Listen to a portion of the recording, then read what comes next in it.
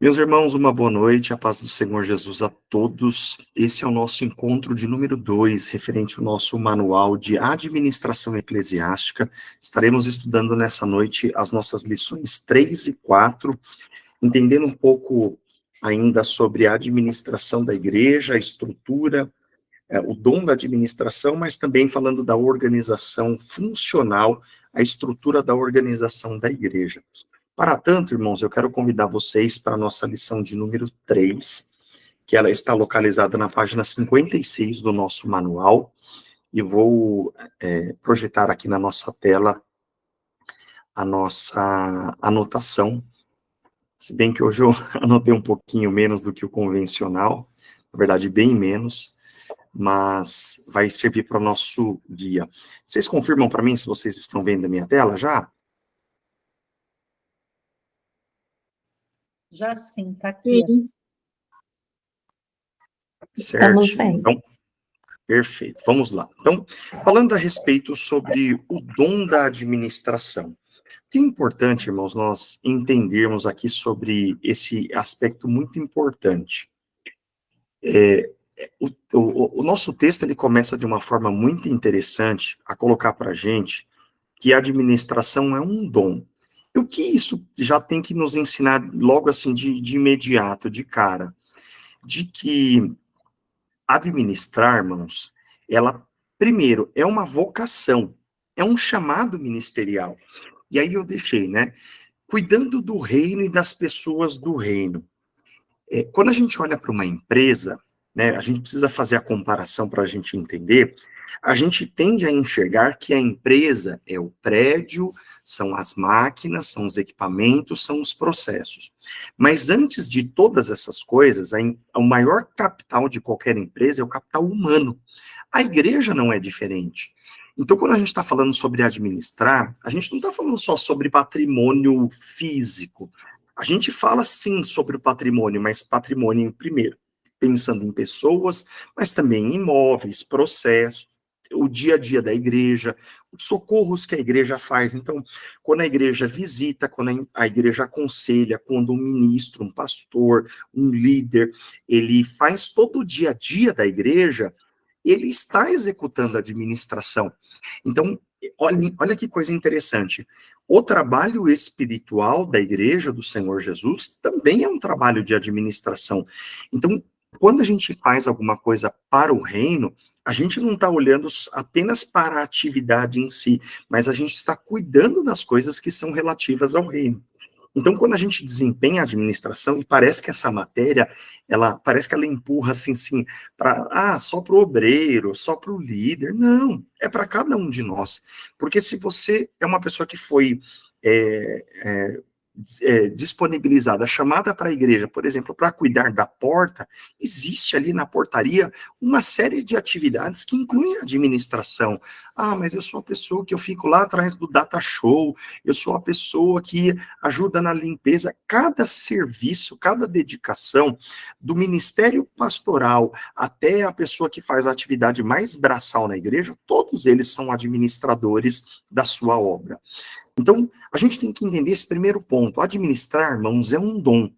E como qualquer dom, dom é uma vocação, é um chamado divino. Entenda, vocação desculpa, a expressão errada, não se aperfeiçoa.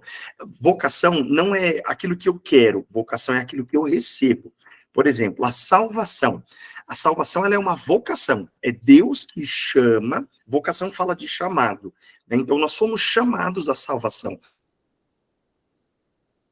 Demos uma oportunidade para Jesus, mas porque o Cristo, por meio do seu Espírito, se apresentou, deu condições ao nosso coração de crer, e a partir dessa vocação nós somos chamados à salvação. Então, quando a gente olha para isso, o nosso texto vai trabalhar algumas ideias aqui, alguns exemplos bíblicos muito interessantes. Então, o que é serviço de administração na igreja? Não é algo assim, eu acho que o irmão Leonardo, ele serve para tal coisa. Não é a minha percepção, é um chamado divino que é acompanhado de dedicação e de aplicação. Por exemplo, quando a gente olha para história bíblica de Daniel, as narrativas de Daniel, capítulos 1 a 8, a gente vê Daniel passando por 3 reinos e servindo esses 3 reinos na alta administração do reino. Na Babilônia, na Média e na Pérsia. Nos 3 reinos ele serve como estadista, como primeiro-ministro, como alto posto de gestão. E aí a gente olha, primeiro, Deus o chama para isso. A gente olha, inclusive, como os 3 companheiros de Daniel, Misael, Azarias e Ananias, também são chamados, mas Daniel executa um papel diferente. Por exemplo, o próprio Ezequiel também é um profeta contemporâneo que está vivendo na mesma Babilônia, depois passa também para os outros reinos, mas serve em papel diferente. Então a gente precisa entender a vocacionalidade de cada um de nós. Para que Deus te chamou?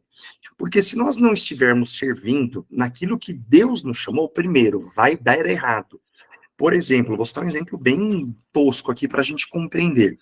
Eu sou uma pessoa, e graças a Deus, sempre fui bem ligado à área do ensino, gosto, me dedico, mas se eu não for chamado para isso, irmão, eu tentar colocar a mão naquilo que eu não fui chamado, vai dar errado. Por exemplo, se você colocar eu para administrar, por exemplo, o serviço de limpeza da igreja, meu Deus, vai ficar uma confusão. Eu vou trocar os papéis, eu vou tentar fazer aquilo que eu não sei, vai dar errado. Eu estou usando esse exemplo extremo para a gente entender isso. Porque a gente não pode olhar para uma necessidade e, às vezes, por conta de algum problema, alguma restrição de pessoas que a gente tem na igreja, e parece que isso é algo muito comum para nós, né, irmão? Sempre tem mais serviço do que pessoas. É uma necessidade de toda e qualquer congregação. Dificilmente uma igreja vai ter mais pessoas do que atividades. E aí, às vezes, a gente, atabalhoado, a gente fala, não, vamos colocar fulano, vamos colocar ciclano. Mas a primeira coisa é entender a vocação, para que a gente, num impulso, ou falando pela necessidade, a gente não coloque alguém, não designe o ministério local, alguém que, de repente, não foi chamado, segundo, não tem preparo e aptidão para lidar com aquilo.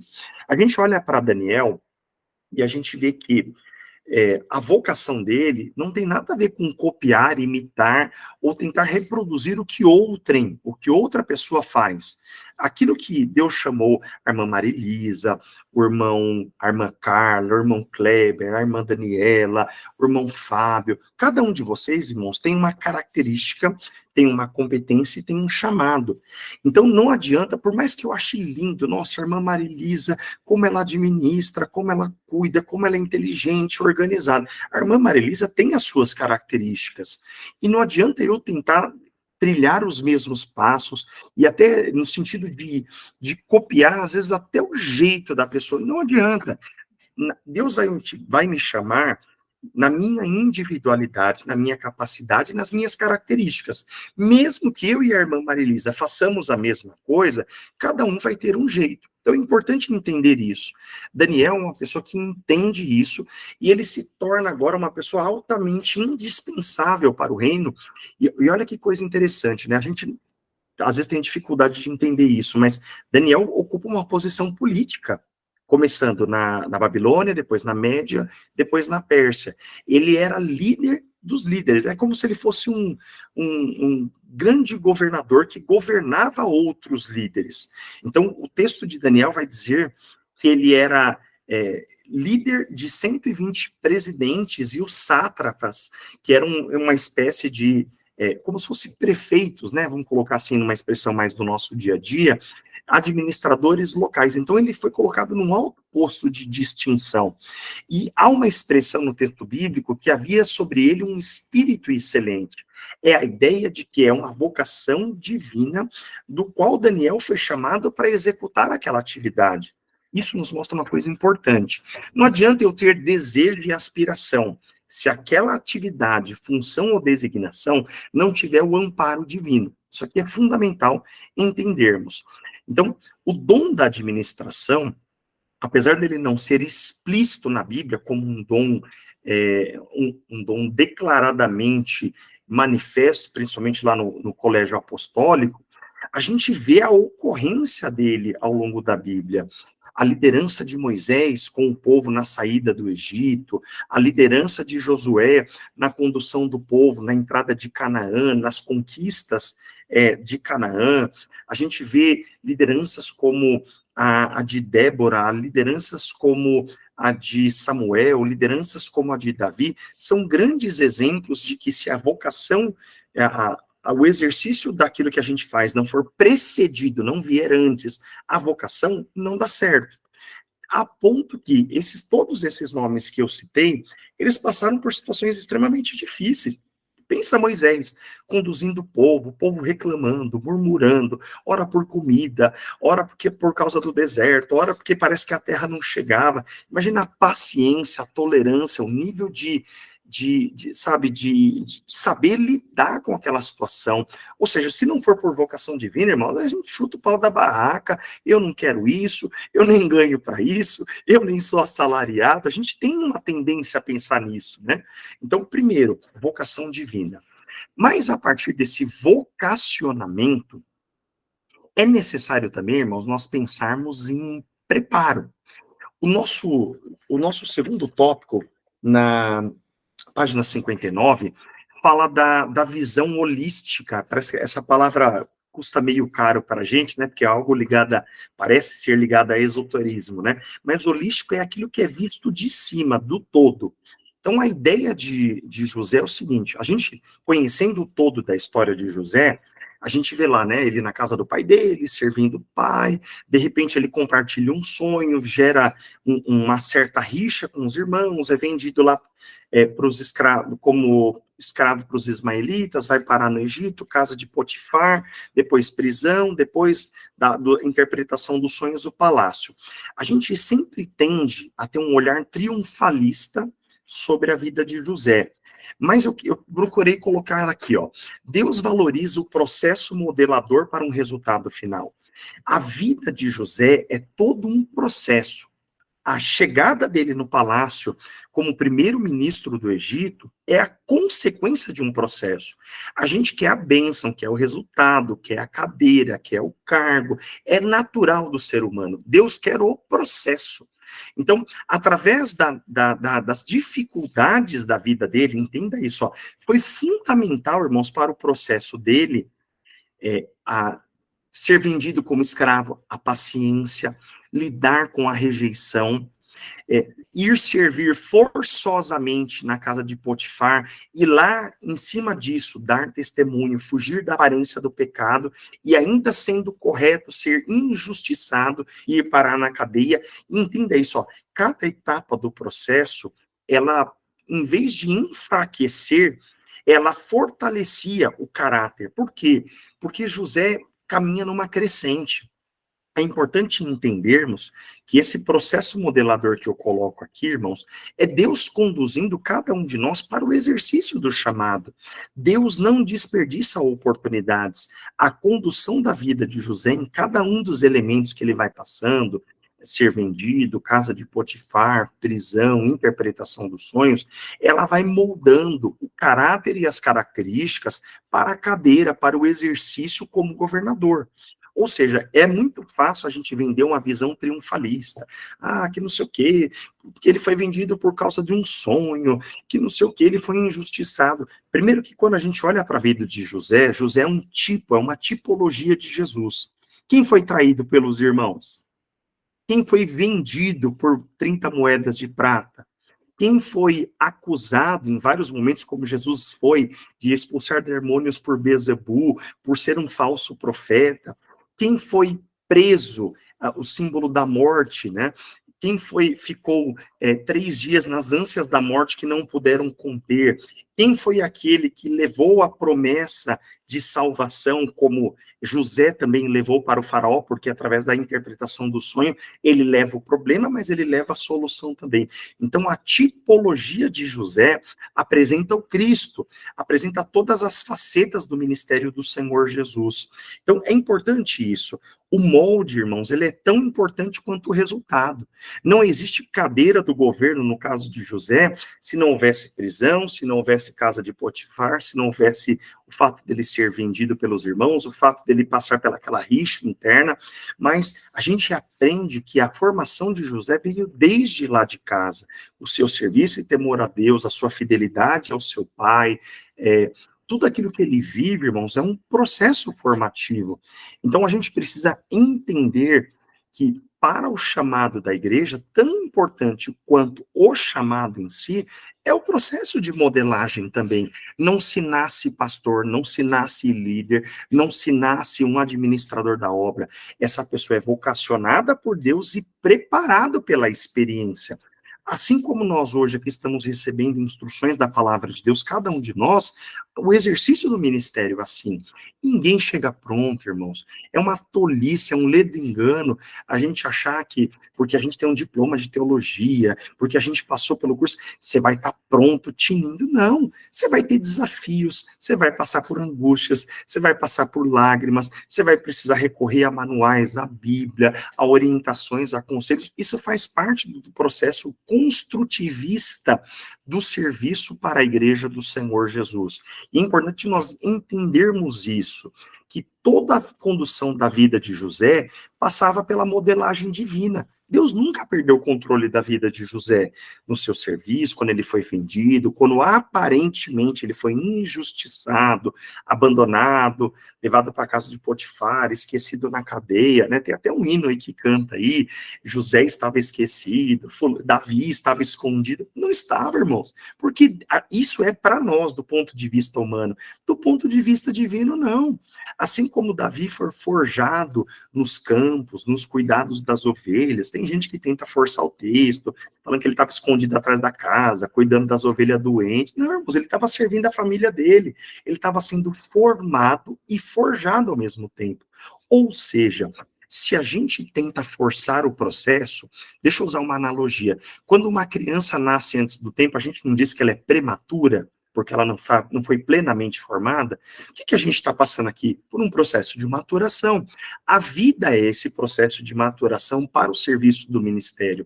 Então é importante a gente observar com exemplos de outros. A gente, né, eu acho muito sábio um ditado que diz que a gente tem duas orelhas e uma boca, porque a gente deve ouvir mais para depois falar. Exatamente isso. Se a gente não estiver aberto a aprender, sempre achar que a nossa opinião é melhor, que se não for o meu serviço, se não for a minha dedicação, a igreja não funciona, o serviço não vai, irmãos, é um ministério fadado ao fracasso, tá? Importante a gente salientar isso. Estou tentando ser mais objetivo aqui. Qual que é essa ideia de visão holística? A gente precisa conhecer para atuar.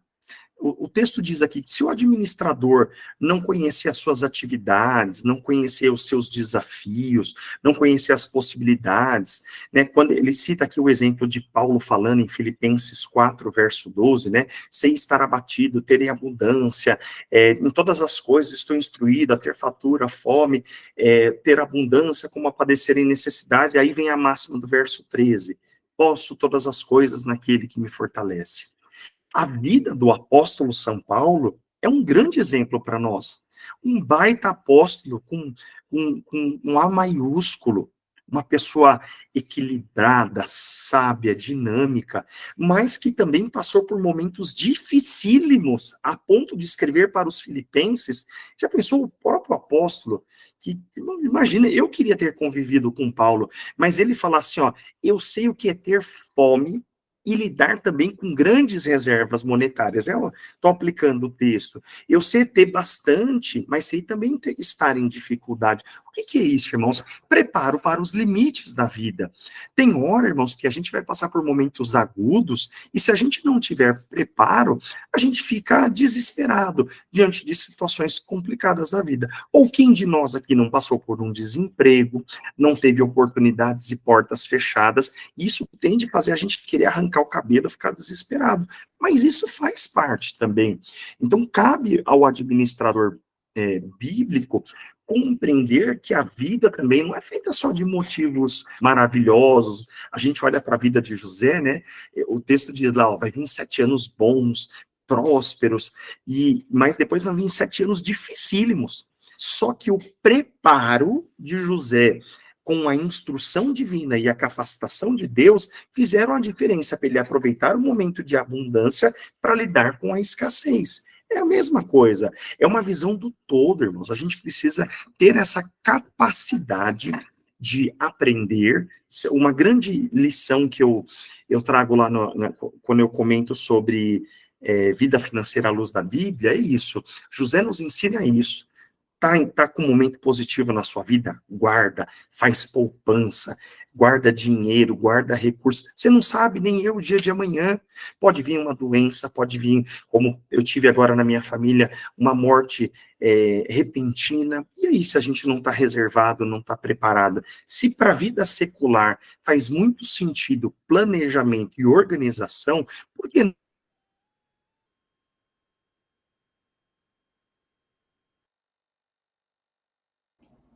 Travou, Léo. a igreja quer aumentar o templo, a igreja quer fazer uma obra social, precisa fazer um reparo emergencial. Se ela não tiver provisões e organização, irmãos, ela não consegue, ela fica perdida. E quem faz isso? Os seus membros, através da sua liderança. Então, a gente precisa aprender com o exemplo da Bíblia. Seguindo, unção. Vira aí na página 60. Qual que é essa ideia de... Desculpa, 61. Qual que é essa ideia de unção?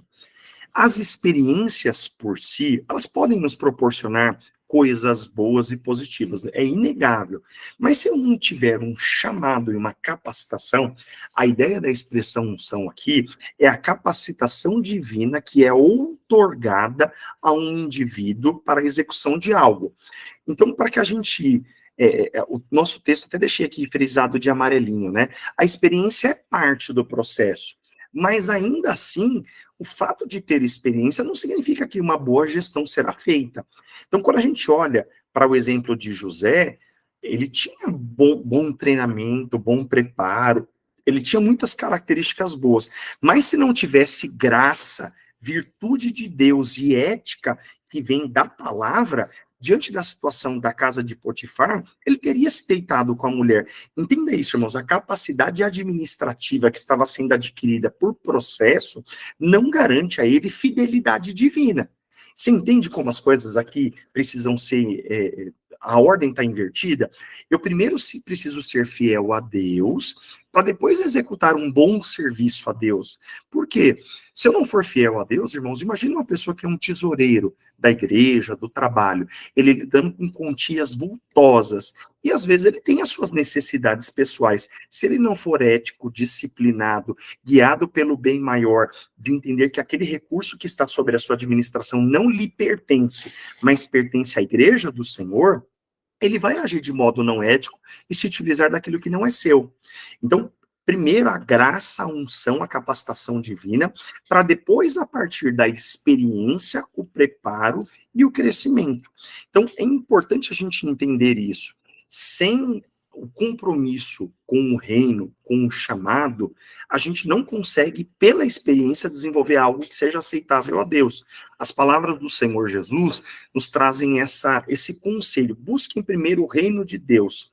Então, o que vem primeiro? Chamado, a vocação, a orientação, a disciplina, a ética que vem da palavra de Deus, para depois que essas demais coisas serão acrescentadas. Então, a gente precisa entender isso. Porque simplesmente o fato de termos experiência, cada um de nós aqui tem uma experiência. Temos aqui entre nós professores, administradores, temos aqui pessoas de alto gabarito, mas essas competências do dia a dia, de atividades, de experiências de trabalho, não nos habilitam por si para o serviço do reino. Então, entenda, primeiro Deus te chama, e a partir desse chamado, vocação e capacitação dadas por Deus, que vão validar as minhas capacidades, a minha inteligência, os meus saberes, a minha experiência acumulada, para que ela seja útil para o reino. Amém? Vamos seguindo. Página 62. Olha que coisa interessante. Até agora, a gente falou do relacionamento, da pessoa, da liderança. Mas uma pergunta para que a gente pense. Alguém faz alguma coisa boa totalmente sozinha? É impossível. Então, quando a gente olha o exemplo de Moisés, capítulo 18 do livro de Êxodo, Moisés sai com o povo do Egito, sai caminhando pelo deserto, daqui a pouco ele está com um problema lá, né? Há divergências entre a quantidade de pessoas, mas um bom cálculo eram entre 4,5 milhões e 6 milhões de pessoas. Já pensou, irmãos, Moisés ser o único juiz e resolvedor de problemas de 6 milhões de pessoas? É muito problema na cabeça de uma pessoa só. Ao ponto que o seu sogro Jetro dá a ele um conselho, ele vem reclamando, olha, tá uma luta, tá um problema, todo mundo vem contar os seus problemas para mim, todo mundo tem um problema um com o outro, e agora eu tô aqui, tô nervoso, tal. Aí Jetro para e dá um conselho para ele a partir capítulo 18, a partir do verso 17. Olha, não é bom o que você está fazendo. Vamos pensar de outro jeito? Vamos compartilhar essas atividades? Vamos colocar líderes de grupos? Vamos colocar homens? É a primeira ideia de hierarquização do povo. Vamos colocar aqui uma hierarquia para ter um grupo de pessoas que resolvem numa primeira instância problema, não resolveu, passa para o segundo grupo, não resolveu, passa para o próximo, e assim sucessivas camadas de liderança, até que os problemas mais difíceis chegassem à mão de Moisés. Isso aqui, irmãos, é muito como, por exemplo, vou citar um exemplo bem comum para a gente entender, instâncias de justiça. A gente tem lá a primeira instância, se não resolveu, sobe para o recurso da segunda instância, não resolveu no Tribunal de Justiça, sobe para o Superior Tribunal de Justiça, a Vara Federal em Brasília, não resolveu o Superior Tribunal de Justiça, vai para o STF, ou seja, esses níveis de organização são um exemplo que a Bíblia já traz mais de 1.500 anos antes de Cristo. É a ideia de que Jetro compartilha com ele que se ele não tiver auxiliares, se ele não delegar atividades, irmãos, exaure. Eu vou falar para vocês por experiência. Eu já ocupei múltiplas funções simultâneas na igreja. Tem hora que você fica estafado, você fica louco, porque é problema daqui, é problema dali, tem festa, tem congresso, tem culto, tem dia a dia, aí daqui a pouco não aconteceu um problema, aí tem a tesouraria, e você fica maluco, querendo sair correndo. Qual que é a ideia aqui? Se a gente não tiver uma boa equipe que a gente possa dividir atividades, fica uma loucura, fica insano cuidar das coisas da igreja.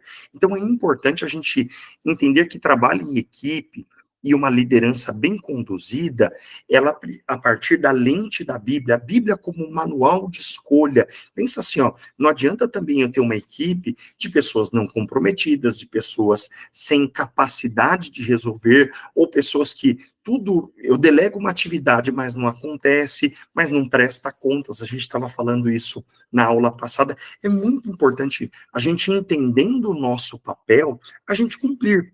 Né? Vou citar um exemplo bem simples aqui. Eu tive essa dificuldade de trabalho, tive que vir para outra cidade. Já pensou se eu não aviso o irmão Valmir que eu, por exemplo, não estaria disponível, que eu não pudesse ter aula? Aí vocês todos chegam lá na igreja me esperando, me aguardando. Cadê o professor? Ah, o professor não apareceu, não avisou, não falou nada.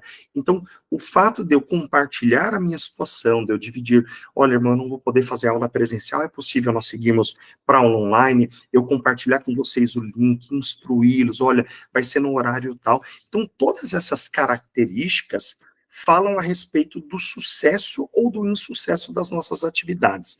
Então, é muito importante a gente entender que construir uma boa equipe, ter pessoas para apoiar, isso não está ligado, irmãos, a livros de administração, porque literatura tem um monte por aí, tem coisa boa, tem coisa mais ou menos e tem coisa ótima. E tem coisa que não presta também. Então, é importante nós entendermos que na administração do reino, o maior manual orientativo é a palavra. Então, quando a gente olha para esse exemplo de Moisés, eu aprendo uma coisa muito importante com Moisés. Moisés, sendo líder, sendo graduado, Moisés ouviu o seu sogro. Ou seja, ele não tinha aquela coisa na cabeça, não, só minha palavra vale, foi Deus que me chamou, então tem que ser do jeito que eu imagino e penso. Moisés ouve Jetro e fala assim, olha, Moisés, vamos seguir por esse caminho, vamos fazer isso. Então, isso aqui, irmãos, mostra uma coisa para a gente. O poder primeiro, a humildade de Moisés e a seletividade dele para escutar conselho. Porque, irmão, conselho vem de todo lado, bom e ruim. E se a gente não for seletivo, a gente vai para o mau conselho, toma as péssimas decisões. Seguindo, que é então delegar?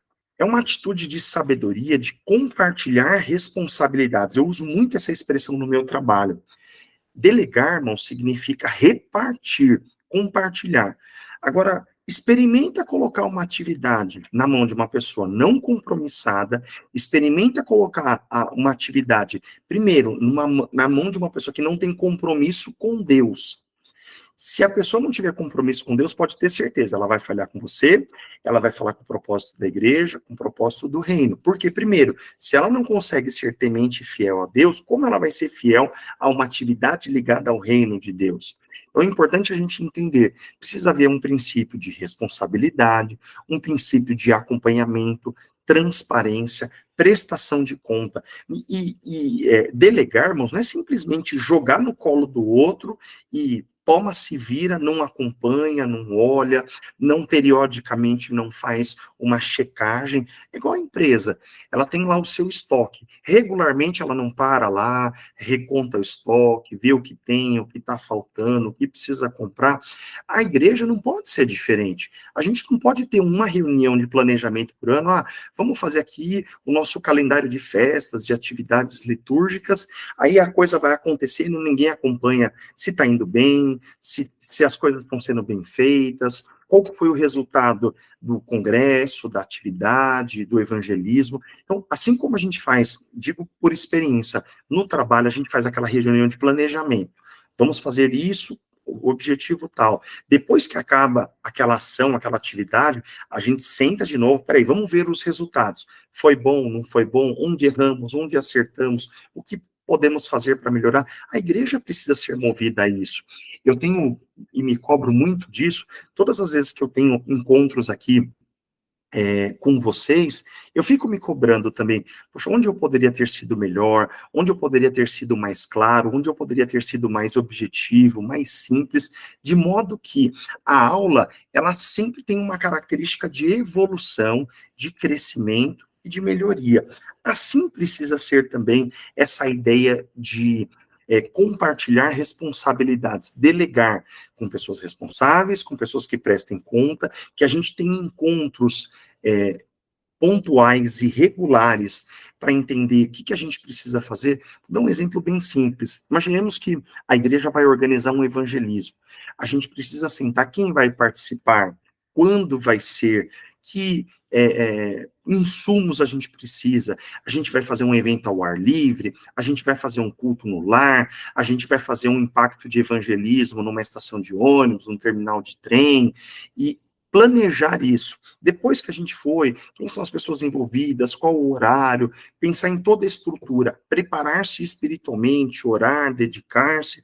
Depois do fim da atividade, a gente sentar num determinado tempo, qual foi o resultado, quantas pessoas alcançamos, onde erramos, onde acertamos, para que a partir dessa experiência, dessa aprendizagem, quando nós refizermos essa atividade, nós possamos fazer melhor do que da vez anterior.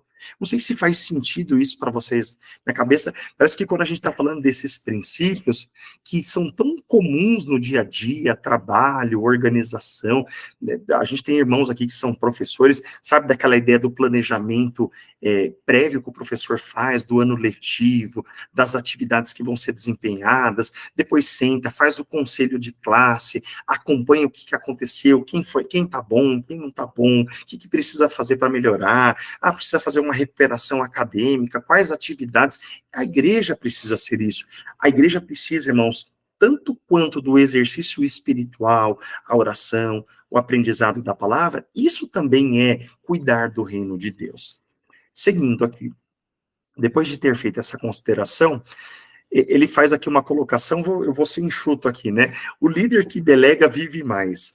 Já pensou, irmão, se todo problema ficasse na cabeça do pastor?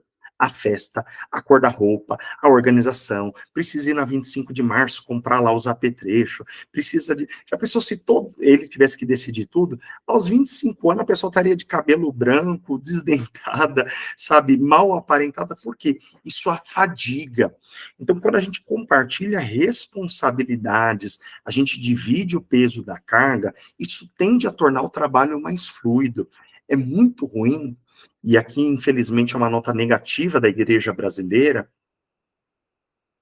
principalmente entre nós pentecostais, a gente sempre tem o mesmo grupo fazendo tudo. É a pessoa que é secretário, que é líder, que ajuda o ministério, que faz isso. Ou seja, a pessoa acumula uma série de atividades e a gente tem uma forte tendência ao acumular muitas coisas de não consegui-las fazer bem. Então a gente faz, mas faz mal feito. Então delegar, compartilhar com outros, e esse compartilhar, irmãos, não é só a ideia assim, eu sou líder, eu preciso ter um bom secretário. Às vezes eu vou ter uma atividade, eu já sou, por exemplo, a última instância de trabalho braçal lá, de pessoa que vai cuidar de alguma determinada atividade. Peça ajuda a outros, ouça outras pessoas, colha ideias, de pessoas que não necessariamente vão te ajudar ali de forma braçal, mas podem te ajudar com ideias, com sugestões. Então, a ideia de delegar significa compartilhar com outros também aquilo que pode ser melhorado. Seguindo aqui, a saúde organizacional depende da delegação. Quando a gente tem pessoas que não compartilham, há uma centralização de atividades, o povo sofre. Agora, ó, pensa assim, ó, Moisés estava sofrendo porque ele tinha que cuidar de 6 milhões de pessoas. Agora, imagina o tamanho da fila para 6 milhões de pessoas ser atendido por um único líder. É um sofrimento duplo. O líder sobrecarregado, pesado, do outro lado o povo. Meu Deus, eu estou 3 meses na fila e eu sou a senha 3 milhões e um. Já pensou o ponto de dificuldade? E chegava, irmão, tudo quanto é tipo de problema, Moisés. Chegava problemas gravíssimos, disputas judiciais, mas chegava uma pessoa que chegava lá, talvez, estou extrapolando, né? Moisés, cheguei aqui, estou triste porque meu passarinho morreu. E na fila, o próximo da fila, às vezes com um problema gigante.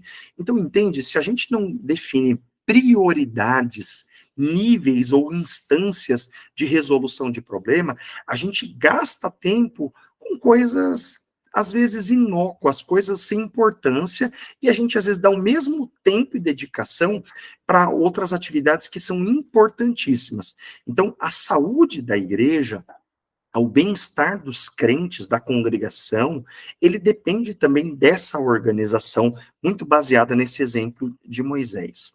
Outra coisa, o líder que delega, irmãos, ele é abençoado por Deus. O próprio texto diz que ele ouvindo isso, esse conselho, Deus seria com ele. Ou seja, quando a gente compartilha, quando a gente delega, quando a gente tem essa atitude de liderar a partir da delegação, Deus nos abençoa nisso. Primeiro que isso mostra em nós humildade de entender que não é o fato de Deus ter te chamado para fazer algo que você se sente superior aos demais. Ideias, apoio, sustentação de outras pessoas vão fazer um bem-estar da obra e nisso há a bênção de Deus. Mesmo porque citei para vocês na aula passada, o grande sucesso de um líder é compartilhar responsabilidades e habilitar outros também, porque a liderança boa é aquela liderança que forma substitutos, porque, irmãos, ninguém é eterno naquilo que faz. Você pode ser o melhor cantor, pregador, pastor, líder, administrador. Um dia você vai passar o chapéu para outro, um dia você vai passar a cadeira para outra atividade. Digo para vocês por experiência aqui, gosto muito do que faço, de onde estou, de dar aula aqui para vocês, mas vai chegar um dia que por atividade minha ou por atividade do próprio trabalho, eu posso sair daqui. E a gente precisa preparar pessoas que estejam à altura do trabalho para dar continuidade. Então, a formação de liderança também é um papel do líder. Quando ele delega, quando ele compartilha responsabilidades, quando um obreiro treina outro, quando um líder forma outro, ele está garantindo a perpetuidade e a continuação do trabalho. É triste, irmãos, trabalhos que, por falta de formação de liderança ou pessoas que são centralizadoras, a pessoa abruptamente sai da frente do trabalho, ou por designação da igreja, ou acontece, né, irmãos, às vezes a pessoa está lá desempenhando a atividade, Jesus chama ela à eternidade, e aí? Aí o trabalho às vezes para, porque não tem pessoas capazes e preparadas, que não foram formadas, treinadas e capacitadas para aquele exercício. Então, pensar no desenvolvimento de delegação é pensar também na continuidade do trabalho.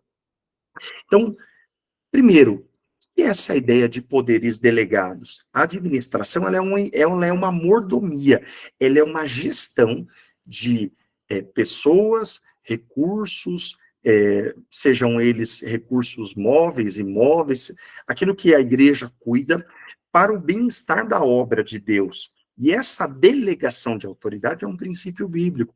Paulo, escrevendo em Romanos, capítulo 13, verso 1 a 5, ele diz que a autoridade provém de Deus. Ou seja, se a autoridade, a outorga, não partir de Deus, a gente está fazendo ela errada.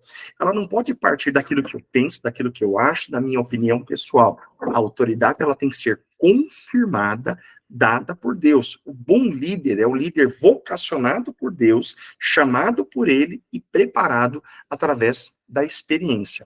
Então é importante a gente entender isso. Seguindo, um tópico aqui bem espinhoso. Sucessão ministerial. Meu Deus, ninguém quer ser sucedido. Ninguém quer entregar o bastão para outro, falar assim, até aqui, Deus me ajudou, Deus me abençoou, Deus foi comigo, agora pega aqui é com você. Ninguém pensa nisso. Mas para o sucesso da igreja, irmãos, é importante a gente entender como vai se dar também a sucessão. Imagina, a gente vê um péssimo exemplo, por exemplo, na troca da administração pública.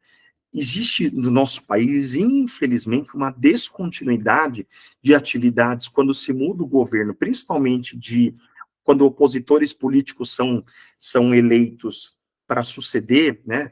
Vou citar o exemplo agora da nossa última eleição presidencial. O presidente que saiu tinha um espectro político e pensamento. O que entrou tem em oposição. Coisas boas que o outro governo fazia foram descontinuadas e foram, não, vamos agora reinventar a roda, vamos fazer isso.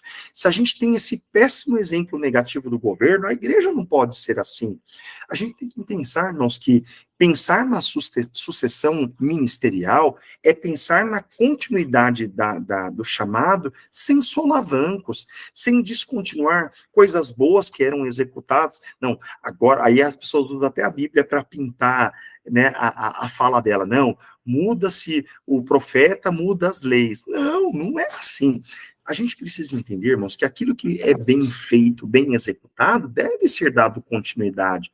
Aquilo que pode ser aperfeiçoado, melhorado, ou aquilo que não está sendo bem executado, deve ser corrigido, mas sem alarde, sem holofote. Tem pessoa que tem prazer quando ela sucede uma liderança ou alguma atividade, fala assim, nossa, isso aqui era largado, isso aqui era abandonado, ninguém fazia direito. Eu acho que tem coisas, irmãos, que a gente tem que se privar de falar e fazer. Se algo não estava sendo bem feito, vá, faça o seu melhor, se dedique, se entregue, sem ficar jogando o holofote, dizendo que você é a última bolacha do pacote, que se não fosse a sua liderança, nada disso aconteceria. Maior exemplo disso, olha o ministério de Jesus, apoteótico, forte, grande, um ministério de milagres, mas Jesus não teve preciosismo. Jesus diz, olha, eu vou nomear vocês, eu vou dar a vocês poder, e vocês vão continuar as minhas obras e as farão maiores do que eu a fiz. Já pensou? Jesus falando isso, irmão?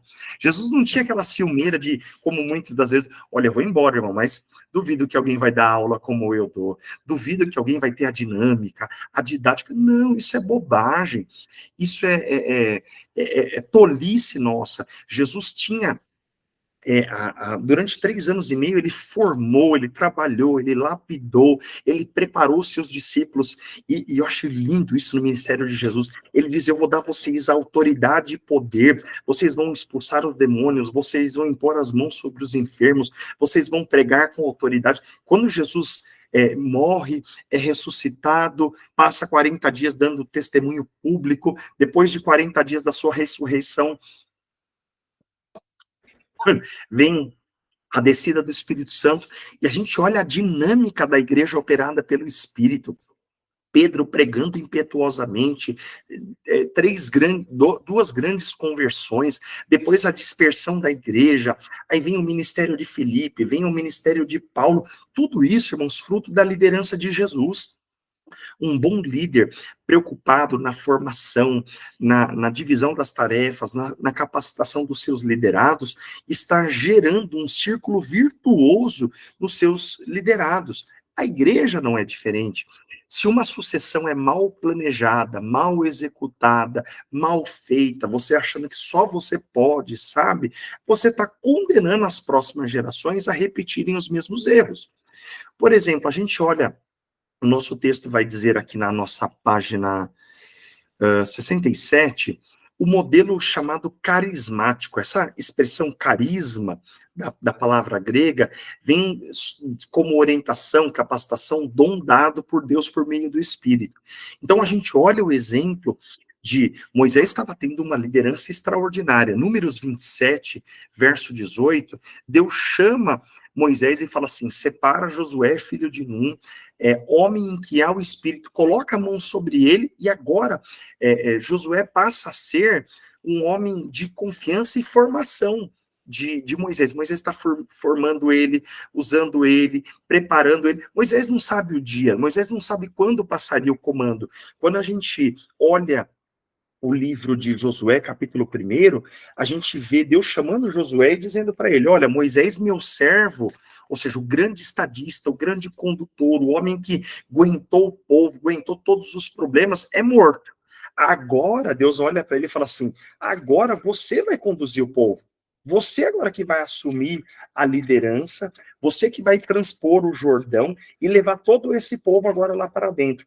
Agora, pergunta, irmão, se Josué não tivesse preparo, Josué não tivesse graça de Deus, Josué não tivesse observado a liderança, a postura, os ensinamentos, a paciência de Moisés, a graça de Deus sobre a vida dele, ele conseguiria assumir o papel do grande líder e estadista Moisés? Jamais.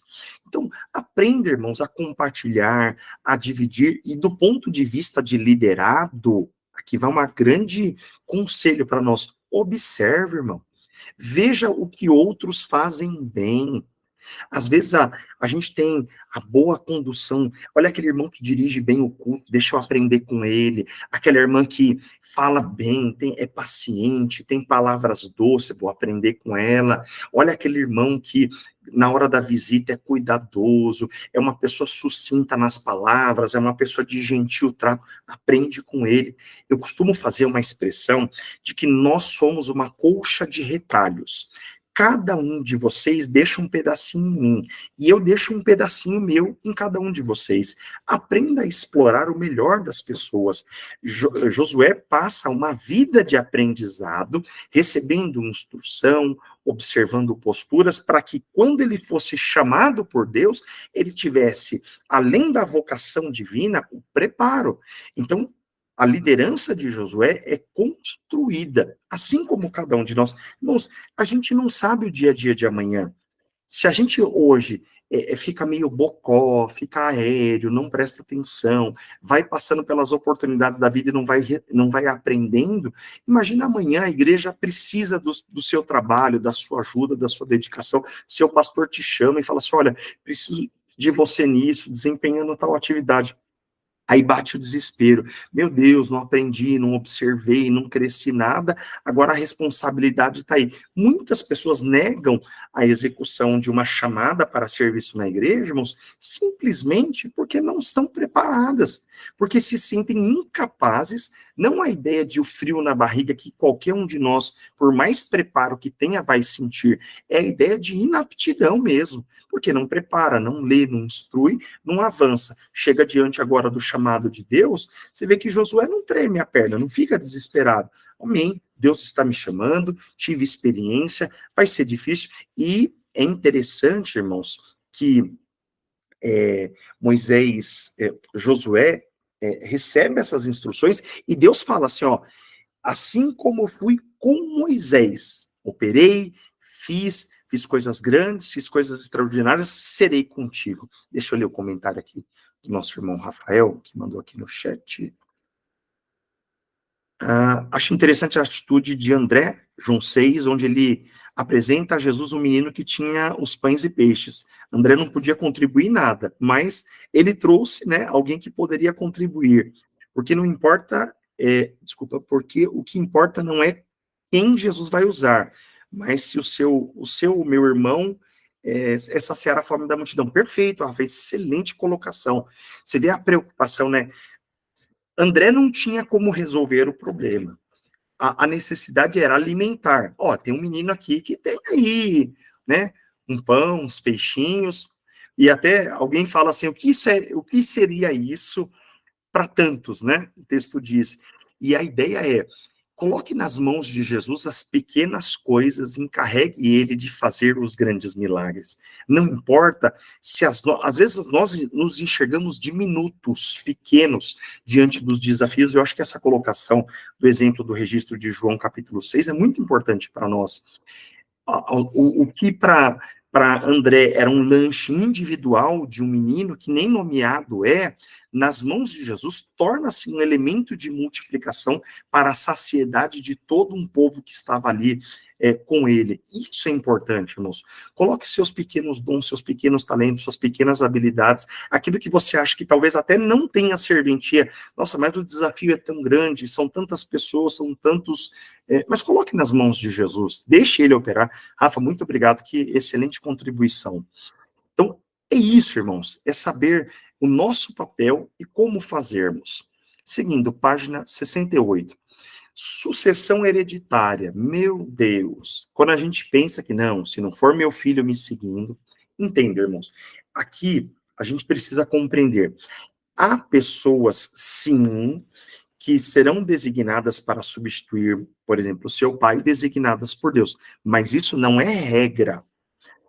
Tem muitas, irmãos, eu quero ser muito ético aqui, porque a gente tem de ministérios pequenos até gigantescos que a sucessão hereditária tornou-se regra. E a sucessão hereditária, desde que aprovada por Deus, vai ser uma bênção. Se não aprovada por Deus, para aquele caso, vai se tornar em ruína. Tem igrejas que já construíram um modelo que eu vou passar para meu filho vai passar para o neto, e isso já está construído como um plano. E a pessoa só se esqueceu de perguntar se isso está no plano e aprovação de Deus.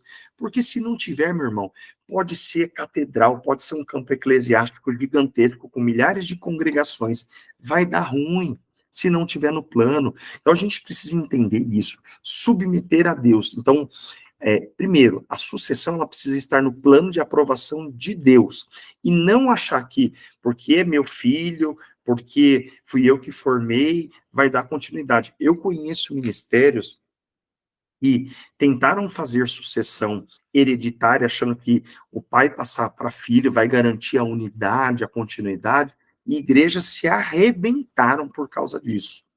Se arrebentaram. Ao passo que igrejas que foram cuidadosas, zelosas, e a pessoa que fez uma sucessão, principalmente falando sobre sucessão pastoral, é, é, amparadas, dirigidas pelo conselho divino, e às vezes a pessoa que sucedeu o pastor não tinha vínculo parentesco nenhum, não era uma pessoa influente, era uma pessoa que foi designada por Deus, capacitada pela experiência, seguiu, e a igreja permanece ativa, dando frutos para a glória do Senhor. O grande exemplo de uma sucessão hereditária péssima, os filhos de Eli, sacerdote quebrado, tinha filhos quebrados, que fizeram coisas horríveis e condenaram momentaneamente Israel a um momento terribilíssimo por causa de uma má formação de um sacerdote que não sabia cuidar da casa. Os filhos dele bagunçavam o ofício sacerdotal, fazia zoada no sacrifício. Você vê o resultado da casa de Eli, ao passo que Samuel, o homem vocacionado por Deus, diz o texto, que crescia em graça perante Deus e através dos homens também. O resultado disso, morreram fulminados, perderam a arca do Senhor, mata-se o sacerdócio naquele tempo. Se não for a graça de Deus através da vida de Samuel, estava-se perdido aqui esse momento. Outro ponto importante, quando a sucessão é tardia, Vou dar um exemplo bem extremo para a gente compreender. Sabe quando a criança passa da hora de nascer? Pode trazer sérias complicações para o desenvolvimento da vida. A sucessão não é diferente. Há pessoas que não entendem que até ali Deus esteve com ela, abençoou, a dirigiu. Ela tem dificuldade de passar o bastão. É a pessoa que entende que só ela é boa, só ela nunca vai ser substituída. É aquela pessoa que usa aquela expressão, né? Eu quero morrer em cima do púlpito. Não, irmão, você tem que entender qual é o seu momento. Por fatores, às vezes, de idade, de limitação de saúde, que a pessoa precisa transferir a liderança para o vocacionado por Deus, para que o ministério não sofra. Porque é o que acontece, quando passa da hora, irmãos, a pessoa fica cansada, a igreja se cansa, o trabalho sofre, tudo porque a pessoa não entendeu que passou o ponto dela. O grande exemplo contido aqui a liderança do rei Ezequias. Ezequias, né, diante da fala de Isaías, segundo Reis 20, verso 9, o texto diz que Deus manda o profeta lá, falando assim, ó, põe a casa em ordem, deixa tudo regularizado aí, porque você vai morrer, e já era. Aí ele vira, naquele ato de consternação, vira-se para a parede, Senhor, lembra do que eu fiz, eu fui fiel, andei nos teus caminhos, Deus manda o próprio profeta voltar, acrescentar anos de vida, porém, esse acréscimo de vida e até o sinal miraculoso dado na volta em 10 graus do relógio de Acás, não significa que Deus estava com ele naquela passagem. Olha que coisa interessante a gente olhar isso. Deus tinha dito, irmãos, e quando Deus fala alguma coisa, Deus sabe o que faz. Olha, Ezequias, até aqui fui com você, deixa as coisas organizadinhas aí, passa o cetro, porque você vai embora. Não, Deus, eu quero, porque tem que ser. Óbvio, né, irmãos, eu estou fazendo uma aplicação aqui para a gente dar inteligibilidade à passagem, tá? E aí Ezequias, não, eu quero, tal. Qual foi o legado que Ezequias deixa? O próximo rei que vai sucedê-lo é um péssimo rei. É, até me fugiu o nome aqui. Manassés. Manassés, irmãos, foi gerado aí, né, nesses 15 anos de acréscimo de vida, um rei péssimo, conhecido como o pior rei de Israel. Então, destrói o reino. Então, entenda, irmãos, quando a gente passa do tempo, a gente assim como o líder prematuro é sofrido por povo, o líder que passa do tempo também na sucessão faz o povo sofrer. Seguindo, acho que acabamos aqui. Estou bem dentro do tempo hoje. Então, irmãos, vamos fazer assim, ó. Eu vou encerrar aqui a nossa gravação, fazer umas considerações e a gente vai para o nosso intervalo.